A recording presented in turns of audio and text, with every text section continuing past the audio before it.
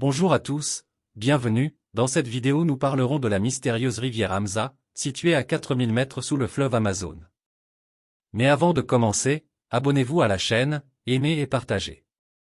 Le Hamza est un aquifère, une formation géologique poreuse ou fracturée et perméable, capable de stocker et de fournir de l'eau en grande quantité récemment découverte dans l'état d'Amazonas. Situé dans l'Amazonie brésilienne. L'aquifère porte le nom du chef de l'expédition qui a fait la découverte, le chercheur Valia Hamza. Sa découverte a été faite après avoir analysé 241 puits de pétrole Petrobras désactivés forés entre 1970 et 1980. L'équipe, qui comprenait Elisabeth Tavares Pimentel de l'Université fédérale d'Amazonas, a identifié qu'il y a un grand mouvement d'eau à 4000 mètres sous le fleuve qui émerge de d'ouest en est sous les bassins des fleuves Solimo, Amazonas et Marajo et se jette dans les profondeurs de l'océan Atlantique, approximativement sous l'embouchure du fleuve Amazone. L'aquifère de Hamza est toujours à l'étude, mais les chercheurs affirment qu'il prend sa source dans l'état d'Acre et s'étend sur environ 6000 km avant de se jeter dans l'océan Atlantique, juste en dessous de l'embouchure de l'Amazone. Il se nourrit de l'infiltration des eaux des fleuves du bassin amazonien et des pluies. Il a un débit de 3090 mètres cubes par seconde, environ 40 fois moins que celui du fleuve Amazone. La distance d'une rive à l'autre varie de 200 à 400 km.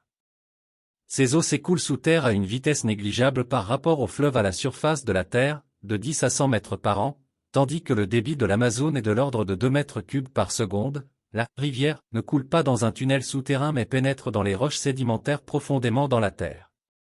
Un grand mouvement d'eau a été observé à 4000 mètres sous la surface d'ouest en est sous les bassins des fleuves Solimo, Amazonas et Marajo et se jette profondément dans l'océan Atlantique, sous l'embouchure du fleuve Amazone. Tout indique que la Hamza est toujours à l'étude, mais les chercheurs affirment que son origine se situe dans l'état d'Acre et parcourt environ 6000 km avant de se jeter dans l'océan Atlantique juste en dessous de l'embouchure de l'Amazone. Bien que beaucoup croient que le Hamza est un aquifère, le chercheur qui a nommé la rivière, Valia Hamza, a déclaré dans un journal au Globo que « ce n'est pas un aquifère, c'est un réservoir d'eau sans mouvement ». On perçoit le mouvement de l'eau, bien que lent, à travers les sédiments. La vitesse de déplacement de Hamza est également plus faible, car le débit d'eau doit surmonter les rochers existants à 4000 mètres de profondeur. Alors que l'Amazone coule à 2 mètres par seconde, la vitesse de l'écoulement souterrain est de 100 mètres par an. Cependant, nous n'avons pas encore déterminé la vitesse exacte du cours d'eau.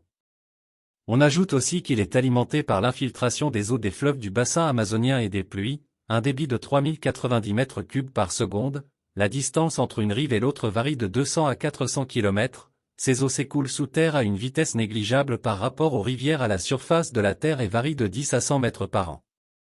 Bien qu'il s'agisse d'une rivière souterraine, son débit, quantité d'eau s'écoulant par seconde, est supérieur à celui de la rivière São Francisco, qui traverse le nord-est brésilien.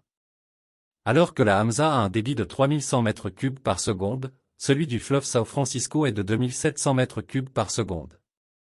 Mais il n'est pas non plus comparable au fleuve Amazone, avec 133 000 mètres cubes par seconde. Merci d'avoir regardé la vidéo, à la prochaine.